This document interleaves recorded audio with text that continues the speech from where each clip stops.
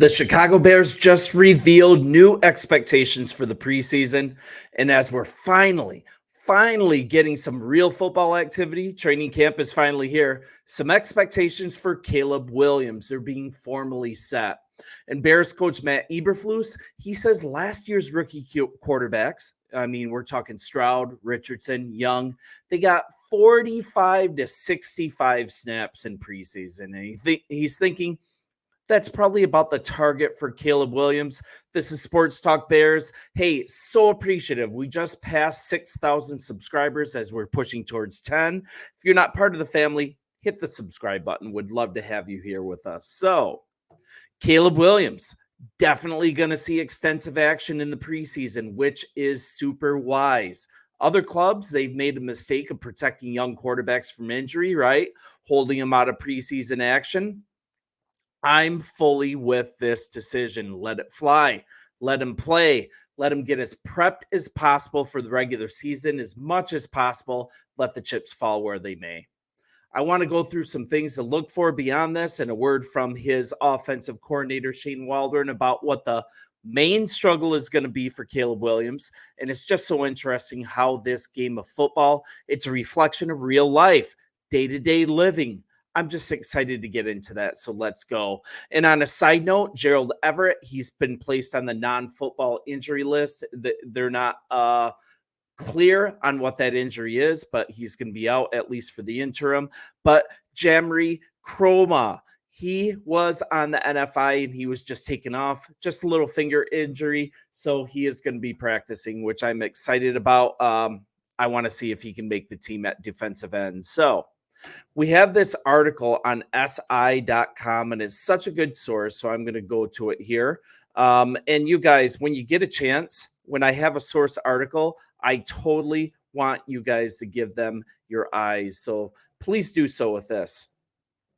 So the biggest issue of any young quarterback, it's to have a short memory. This can be the main mental hurdle as a new signal caller as he adjusts to the pro game. And this article really speaks well to this. The good news, offensive coordinator Shane Waldron, he just let us into what he's seen so far, and it's very encouraging. Caleb Williams is showing the ability to just simply play down to down and not let a bad play affect the next. And this is straight from our offensive coordinator. Not to say that the game is void of emotions, because there's going to be emotions, but how do you control those emotions? How do you handle them with that open mindset, that growth mindset? I think Caleb has really embraced that. You don't see one particular play impact the next series. He's learned from them and moved on. To quote Allen Iverson, right? It's practice, man. It's a matter of balance right now, right? Emotional maturity as a player, it's having that laser focus on doing the small things, the play-by-play stuff, to do it with excellence.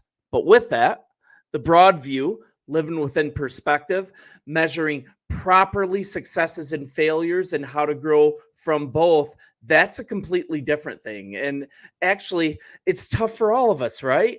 When you talk about it, it sounds like a no-brainer, but it can be surprisingly difficult for especially young men to do in life. It's tough for all of us. Being a pastor, I'm particularly sensitive to that. Living obediently in the small, moving forward moment to moment, but also being able to keep the perspective that failure or success in these moments, knowing that neither dictates the perspective, knowing that neither dictates what happens next in my life, that my identity is never based on that measurement of performance. And we've got to keep in mind that we're talking about real people, right? Young men looking to mature, not only as football players, but also young men. And of course, football, it's a microcosm of that. And we love to watch it. So at least from a football perspective, it sounded like Caleb Williams, he's ahead of the curve here. I think he gets it.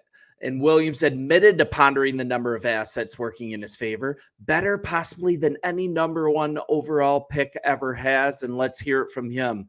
So just having that moment with myself, I do it every day. I sit there and say, we're going to be pretty darn good. So I just got to keep working, keep going. We're all super excited.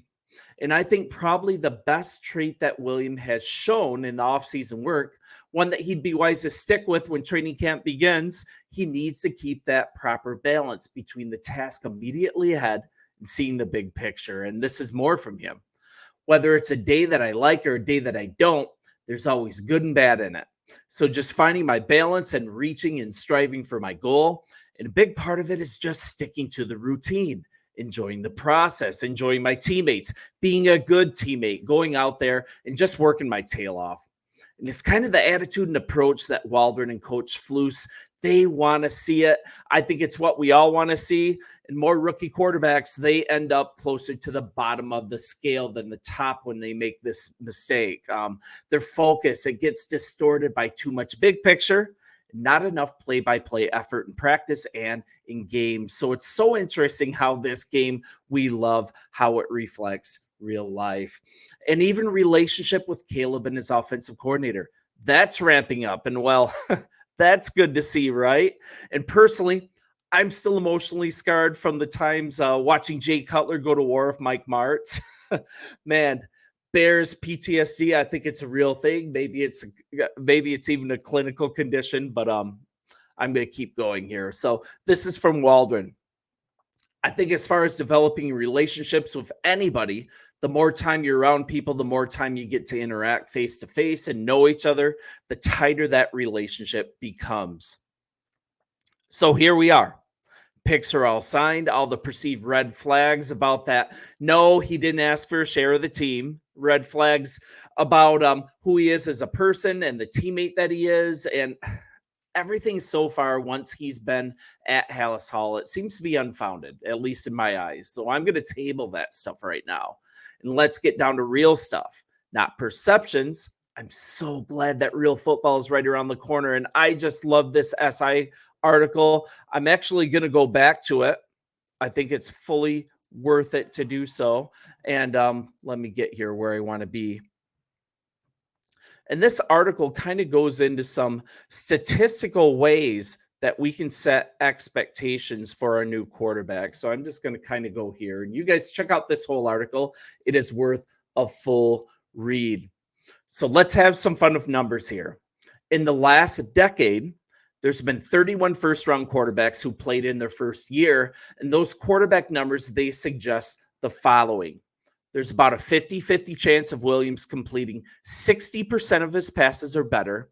Of those 31, 15 of them were under and 16 over. Only 9 got as high as 63% in completions.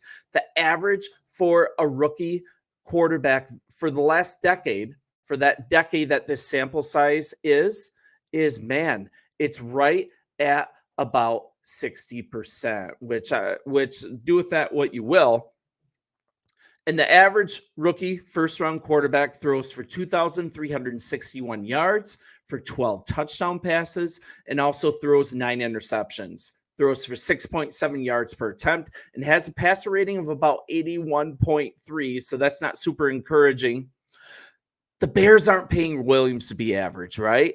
Or they won't be paying him to be average once he signs his next contract. So they need him to be more like C.J. Stroud, more like C.J. Stroud's 100.8 rookie passer rating than Bryce Young's 73.7 last year. They need him to be closer to Justin Herbert's 31 rookie touchdown passes and less like, man, the 12 that Trevor Lawrence threw on 7 more pass attempts than Herbert. What a comparison, right?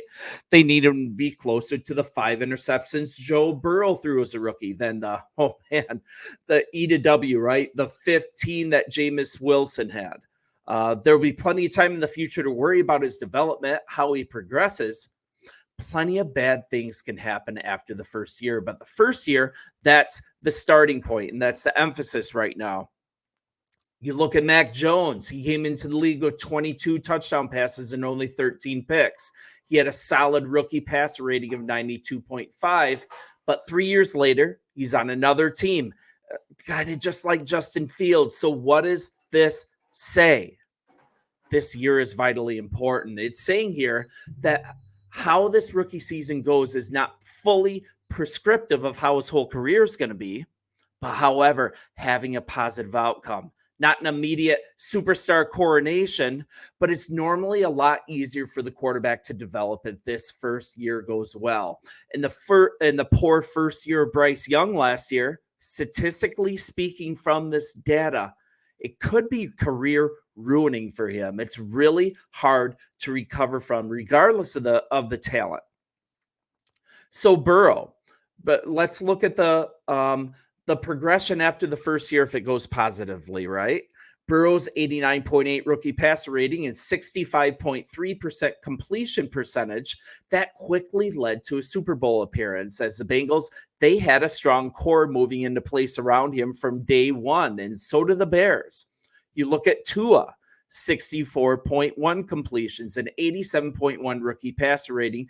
That meant winning football once they finished putting together that really good, exciting group of receivers in his second year. And I'm going to close this down. You guys, what a great article. So we look at Caleb Williams' case. There's a very strong core of weapons in place for support, much like Burrow and later Tua.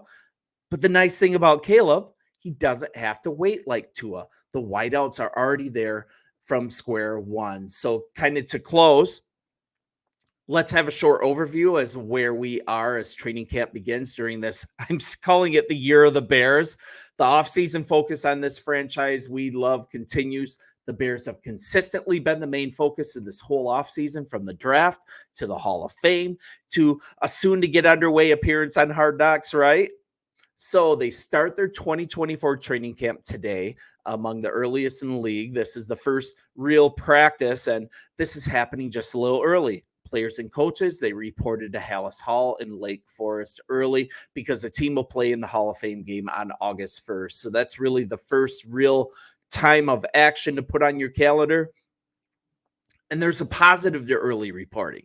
The Bears, they might need extra time to get the new arrivals acclimated to the playbook. I mean, you guys know rookie quarterback Caleb Williams, he'll sport the blue and orange in 2024. The Bears are going to have firepower that they haven't had in years. And who else is new? You should know this by now. Williams, wide receiver Rome Odunze, running back DeAndre Swift, wide receiver Keenan Allen, safeties Kevin Byard, Jonathan Owens, offensive linemen Coleman Shelton and Ryan Bates are fighting it out for the center position. I mean, there's so much positive change here. We also have new coordinators on both sides of the ball. Who's gone? Justin Fields, you know that. He's traded to sometime. We traded the sometimes spectacular quarterback to Pitt in the offseason. Also gone. Other Matt Nagy dudes like safety Eddie Jackson, guard Cody Whitehair, wide receiver Darnell Mooney, and there's kind of a new vibe. This isn't your regular lovable losers franchise anymore. We came off a 7-10 season that could have very easily been an 11-win season. I don't have to go into that. Some meltdowns, but many analysts believe the Bears are much improved, that they're primed for the playoffs, and I fully agree. And what they're saying, this is from Score radio host Matt Spiegel. Genuinely, the defense is really good, and the infrastructure around Caleb Williams, it's better than anything Mitch Trubisky or Justin Fields or even Jay Cutler even got near, even sniffed. And if Caleb's special on top of that, that would be greatness that could carry the whole town. So yeah. The optimism is tempered somewhat by the level of competition in the NFC North. The Lions, the Packers, they're all so far considered better than the Bears heading into 2024. I'm going to argue against Lions fans that we actually beat you for 7 quarters. So the Lions were not head and shoulders better than the Bears, but that's a completely different conversation. I'm sure so many of you guys will agree. But let's look at some of the real potential issues. We got the defensive line. There's a reliance on an accelerated development of a couple key players. The right end spot, it's not fully proven, but reports suggest that the team's going to bring in a veteran pass rusher during camp, as they did last year in 2023. So let's close. What's next? The Bears' first public practice at Hallis Hall. That's going to be July 26th, right around the corner, while the first preseason game will be the Hall of Fame game on August 1st, after we see the inductions of Mongo, of our friend, our just a big fan, Devin Hester. Also, we're going to see Julius Peppers inducted. It's going to be such a good time. And then you're going to also see the Bears on this year's season of HBO's Hard Knocks, and that debuts August 6th. So much fun right around the corner. You guys, thank you so much for the 6,000 subscriptions. Let's get to 10. Let's grow this family and bear down. I'll talk to you guys soon.